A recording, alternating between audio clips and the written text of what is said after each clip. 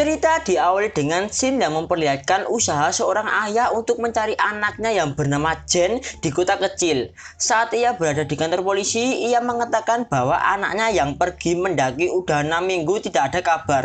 Dan terakhir kali kabarnya terdengar anaknya berada di desa ini. Akan tetapi tidak dapat informasi dari polisi itu, malahan polisi itu lebih menganggap anaknya yang hilang itu seolah menjadi hal yang lumrah bagi anak-anak remaja yang sedang bersenang-senang. Merasa tidak ada jawaban, berarti si ayah lanjut mencari di tempat penginapan. Akan tetapi tetap saja si pemilik penginapan tetap saja tidak tahu informasi tentang anak yang pernah menginap di sana.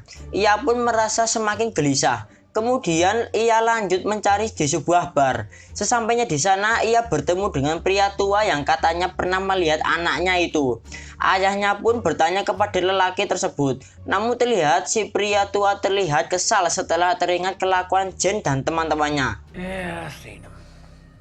About the same age. Goddamn yuppies. Kemudian pria tua mengatakan kalau mereka kemungkinan pergi ke gunung, dan jika mereka tersesat di sana, ia menyarankan si ayah untuk pulang saja karena sudah dipastikan Jen dan teman-temannya sudah tidak akan ditemukan karena sesuatu yang berada di sana akan memangsanya. Si ayah pun tidak mempercayainya dan akan terus mencarinya. Kemudian pindah di scene 6 minggu yang lalu, tepatnya ketika Jen dan teman-temannya sedang bersenang-senang. Ketika itu, terlihat keseruan anak muda yang sedang OTW mendaki ke sebuah gunung. Tiga pasangan anak muda ini sangat senang saat sedang di perjalanan itu. Namun saat di perjalanan, ban mobil tersebut mengalami bocor yang membuat mereka panik. Oh, is that how sad I look all the time? Yes, you do. Kemudian Jen pun memperbaiki ban tersebut. Namun di sisi lain ternyata di semak-semak ada yang memperhatikan mereka. My dad. Where'd you learn how to do this?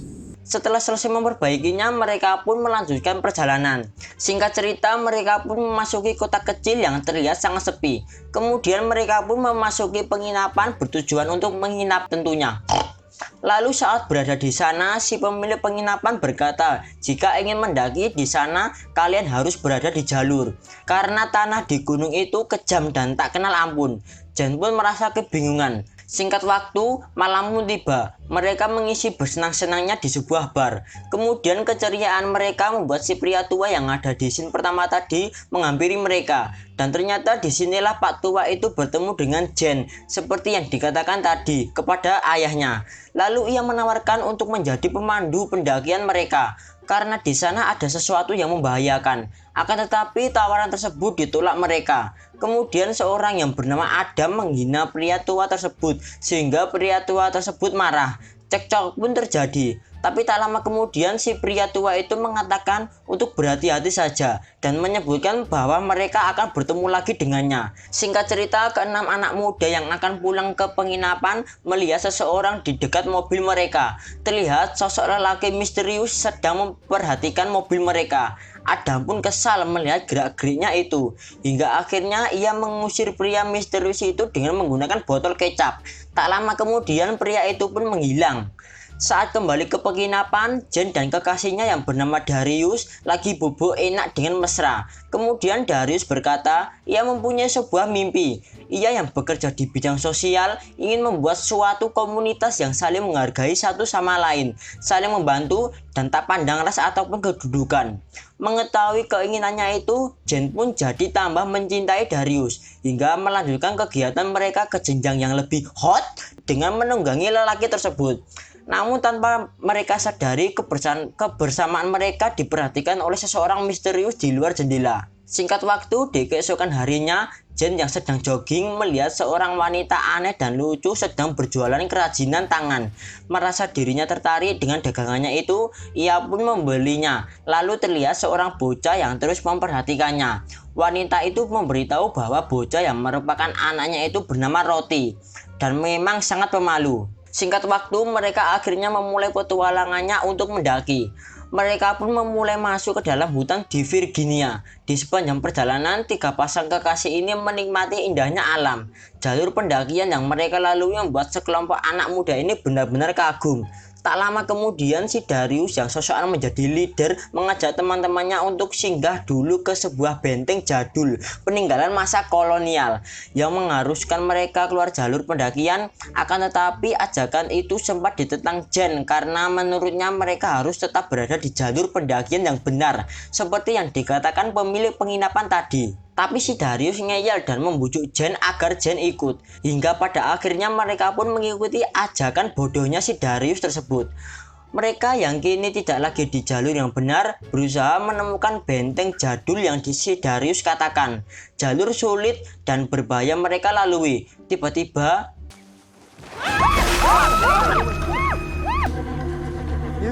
tapi si Darius tetap stay cool dengan ketampanannya, lalu mengatakan bahwa apa yang mereka tuju sudah dekat. Tapi sudah beberapa jam mereka berjalan, tempat itu tidak ditemukan. Lalu tiba-tiba mereka mendengar sesuatu yang aneh. Lalu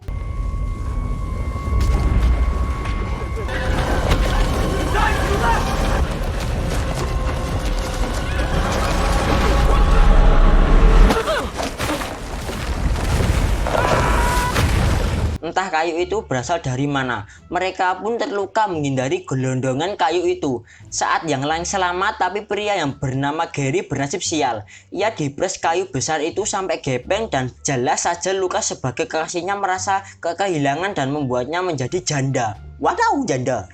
Saat si Darius berusaha memanggil bantuan pakai HP, jelas saja tidak ada sinyal di tempat seperti itu. Gara-gara kelakuan dari si Darius yang sotoy, akhirnya mereka semua menanggung akibatnya. Apalagi kekasihnya Gary yang mengamuk atas kematian kekasihnya. Hingga keributan pun terjadi dan saling menyalahkan.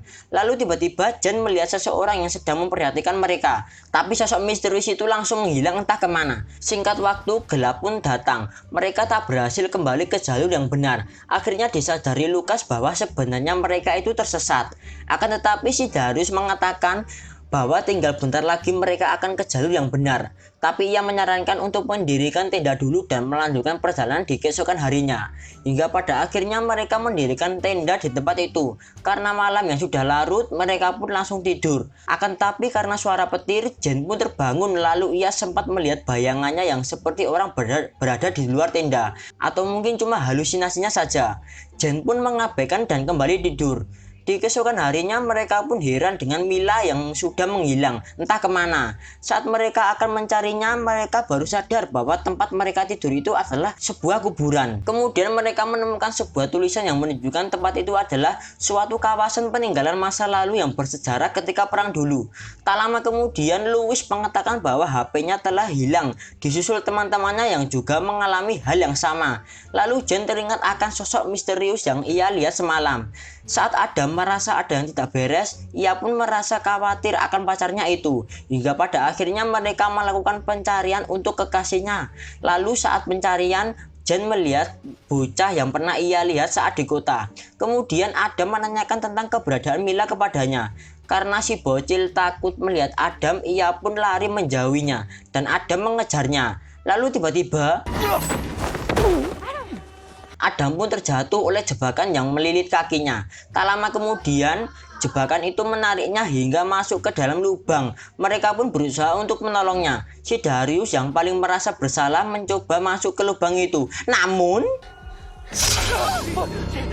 dan usahanya itu tak membuahkan hasil. Hingga pada akhirnya Jen membuat tanda dan akan mencari bantuan. Setelah beberapa lama di perjalanan, mereka menemukan sebuah gubuk di hutan.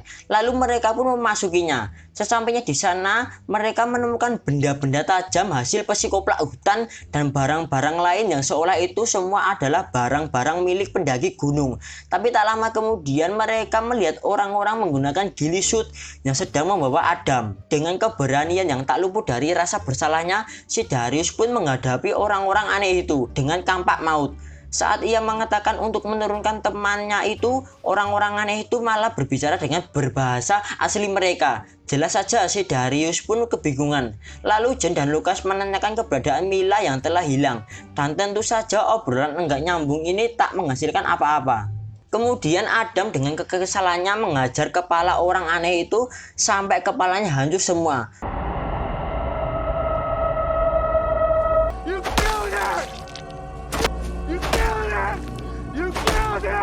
Adam dengan kekesalannya mengajar kepala orang aneh itu sampai kepalanya hancur. Semua temannya kaget saat mengetahui orang itu sudah mati. Tapi Adam meyakinkan mereka bahwa orang itu telah membunuh Mila. Tapi tiba-tiba betapa kagetnya mereka saat mengetahui Mila yang katanya mati cuman pergi untuk pipis. Tapi Adam juga kesal bahwa orang aneh itu akan membunuhnya dan juga Mila. Kemudian mereka pun cekcok soal orang yang telah dibunuh Adam. Apakah orang itu adalah pembunuh atau cuma orang gunung biasa saja? Keadaan ini membuat mereka panik, ditambah lagi teman dari yang mati itu berhasil kabur. Hingga pada akhirnya mereka memutuskan untuk segera meninggalkan gunung. Mereka pun kembali berjalan di tengah hutan. Tapi tiba-tiba mereka pun heran saat mengetahui Louis menghilang. Dan ketika mereka mencarinya, mereka tahu bahwa ada sesuatu yang sedang mengincar mereka. Tak lama kemudian mereka akhirnya lari ngabret seedan-edannya meninggalkan tempat itu, dan karena sudah panik mereka tak melihat pijakan di tanah. Lalu Mila pun terkena jebakan hingga membuatnya tertusuk dan tidak bisa bergerak kemana-mana. Akan tetapi pacarnya malah meninggalkan dirinya dengan alasan mencari bantuan. Aduh, ini pacar apa ini? Pacar kayak gini harus diunsal saja. Tak lama kemudian sosok aneh itu datang kepada Mila. Mila pun tewas terkena panah asmara. Kemudian pelarian Adam tak berlangsung lama. Ia pun berhasil ditangkap oleh orang gunung itu. Sedangkan Jen dan pacarnya yang bersembunyi di bebatuan akhirnya tertangkap juga. Singkat cerita, mereka yang kini tinggal berempat akhirnya ditahan oleh orang-orang gunung itu. Lalu ketika Jen dalam kurungan, ia pun kaget saat melihat si penjual kerajinan dulu adalah bagian dari orang-orang yang menahannya. Hingga kemudian mereka dibawa ke sebuah pemukiman dari orang-orang gunung tersebut. Sesampainya di sana mereka disidang layaknya pengadilan negeri atas pembunuhan yang mereka lakukan. Lalu si Brewo yang seorang kepala suku menyuruh Jen memberi kesaksian atas kesalahan teman-temannya. Kemudian Jen dan teman-temannya mengetahui bahwa sebenarnya orang-orang gunung itu sudah mengikuti perjalanan mereka sejak awal. Makanya orang-orang gunung bisa mengetahui setiap perbuatan yang dilakukan Jen dan teman-temannya. Lalu saudara dari korban itu memberi kesaksian atas peristiwa yang terjadi kepada saudaranya. Sebenarnya mereka yang sedang berburu berniat untuk menolong Adam yang terkena jebakan buruan hewan. Mereka bukan untuk membunuh Adam. Jelas mereka pun kaget mendengarnya. Ternyata Adam membunuh orang tanpa alasan yang jelas. Akan tetapi Jen malah berbohong untuk melindungi Adam dan tak mengakui bahwa Adam telah membunuh saudaranya itu.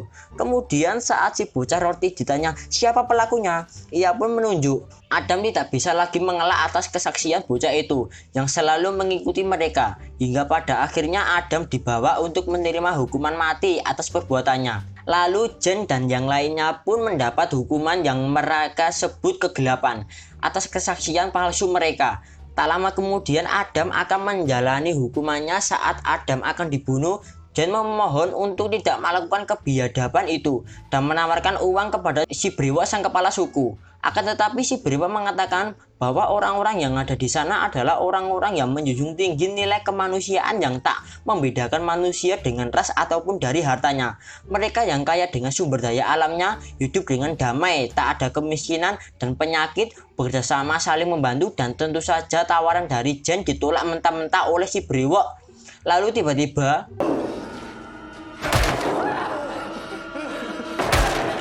Adam dibunuh dengan cara yang sama seperti yang ia lakukan kepada orang gunung tadi, dan Adam tewas dengan wajah tak beraturan.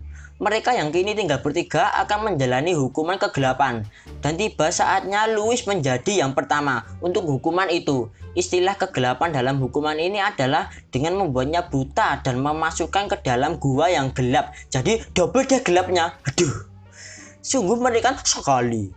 Akan tetapi saat giliran si Darius, Jen mengatakan akan membatalkan hukumannya dan lebih baik memperkerjakan saja.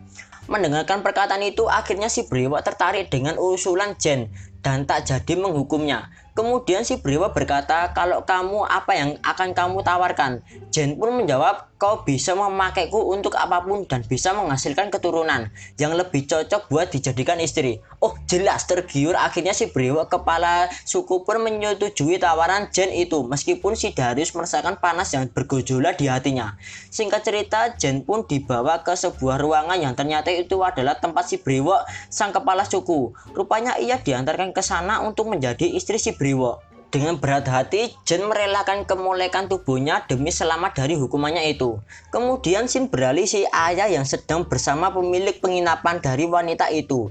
Si ayah mengetahui bahwa pada masa sebelum perang dunia ada masyarakat yang pergi ke gunung itu untuk menjaga tradisinya.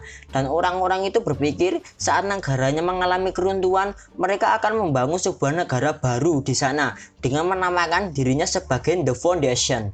Kemudian si wanita itu menambahkan bahwa siapa saja yang datang ke gunung itu tidak akan kembali. Tanpa disadari, obrolan mereka didengar oleh si pria tua yang sedang main kerambol. Singkat cerita, si ayah akhirnya berniat untuk mencari Jen ke gunung itu karena khawatir si pemilik penginapan menyuruhnya untuk pergi ke gunung bersama saudaranya. Setibanya di tempat saudaranya yang pemburu itu, tanpa berlama-lama mereka pun langsung melakukan persiapan hingga pada akhirnya si ayah yang ditemani dua orang pemburu memulai pendakian. Kedua orang ini berhasil mengetahui jebakan yang berada di depan mereka. Tapi tak lama kemudian, But shortcuts us right up to his back. I won't lie though, it's a bitch of a hike. Bastard's front door. baru aja deh keren dikit, malah kejeblosan. Akhirnya mereka segera menolong pemburu yang masuk jebakan itu. Tapi tanpa disadari, jebakan lainnya berada di belakang pemburu itu. Lalu tiba-tiba si ayah berhasil menghindari dari jebakan tersebut dan dua lainnya tewas. Lalu dengan senjata dan peralatan dari para pemburu, akhirnya ia melanjutkan pencarian anaknya itu. Singkat waktu, malam pun tiba. Saat si ayah berhasil menemukan lokasi orang-orang gunung itu, tiba-tiba akhirnya ia dibawa masuk ke tempat itu dan disiksa. Ia pun kaget saat melihat orang yang menangkapnya adalah Darius. Akan tetapi ia seolah tidak mengenali calon mertuanya itu. Ia sudah tercuci otaknya. Dan ketika ia berusaha mempertahankan diri, tiba-tiba Jen malah memanah ayahnya sendiri. Durhaka sekali kelakuannya. Aduh, blok. Kemudian saat si brewok datang, ia mengatakan bahwa kini Jen telah menjadi istrinya. Lalu si brewok memerintahkan pengawalnya untuk membunuh si ayahnya di keesokan harinya. Saat ayahnya sedang dalam kurungan, Jen berusaha untuk menyelamatkannya. Oh ternyata Jen tidak benar ingin menjadi pengikut mereka dan hanya bersandiwara untuk keselamatannya. Ia berencana untuk meninggalkan tempat itu malam ini juga. Kemudian Jen menyelinap ke tempat si Darius untuk mengajaknya kabur. Akan tetapi ia lebih memilih tinggal di sana karena telah memiliki rasa saling memiliki dengan orang-orang gunung itu, seperti keinginannya dan juga mimpinya yang sempat ia katakan dulu. Hingga pada akhirnya Jen meninggalkan kekasihnya di tempat itu. Tapi tak lama kemudian si bocah menemukan mereka saat berada di gerbang. Lalu Jen memintanya untuk menunjukkan jalur yang aman untuk turun dari gunung itu. Akan tetapi jalur yang ditunjukkan si bocah itu harus melewati tempat Lukas dikurung. Jen akhirnya mengajak si bocah untuk pergi bersamanya. Akan tetapi ia menolaknya. Saat berada di dalam ruangan yang gelap itu terlihat pemandangan yang mengerikan. Banyak sekali orang-orang yang dihukum menjadi seperti zombie-zombie di kegelapan. Lalu ia melihat keadaan Lukas yang sangat mengenaskan. Kemudian Jen lebih memilih untuk membunuhnya daripada membiarkan Lukas hidup menderita dan menjadi zombie-zombie mengerikan di sana. Singkat cerita, pelarian mereka terhenti karena sebuah jurang yang cukup dalam. Tak lama kemudian, mereka akhirnya diketahui oleh si penjual kerajinan. Baku hantam antar wanita pun terjadi. Jen pun berhasil membunuh wanita itu. Kemudian mereka kini diburu oleh orang-orang gunung lainnya.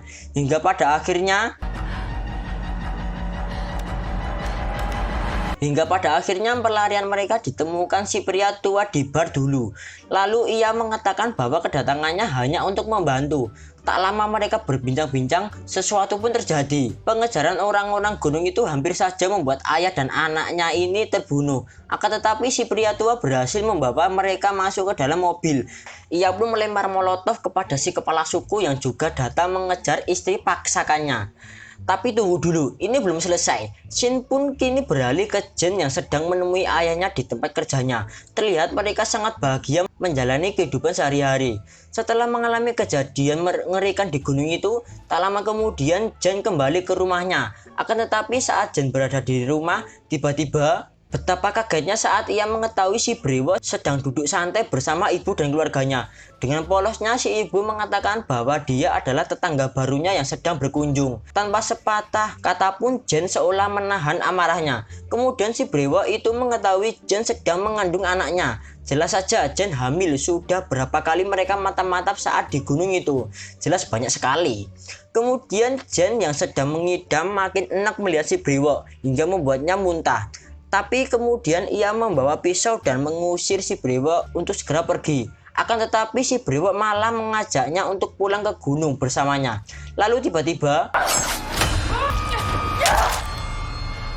dengan ketangkasan Jen, si Brewo pun mati dan ruangan itu pun hening dalam sekejap. Tapi rupanya itu hanya bayangannya Jen saja, seolah ia ingin hal itu terjadi. Kemudian si Brewo berkata, sama seperti perkataan dalam bayangannya tadi, Jen pun akan mengikuti ajakannya untuk kembali ke gunung, asalkan si Brewo tidak pernah datang lagi ke sini dan mengganggu keluarganya. Hingga pada akhirnya mereka pun pergi untuk menuju ke gunung itu lagi. Terlihat mobil dengan pengawalan dari orang-orang gunung sudah siap menjemput Jen. Belum seberapa jauh mereka pergi, sesuatu pun terjadi. Jen yang kini bukan seorang wanita lemah berhasil menghabisi komplotan orang-orang gunung itu hingga tak jadi kembali kehidupan di pegunungannya itu. Ia pun membawa roti dan pergi. Setelah itu tamat. Ya, lambiku kejucuk.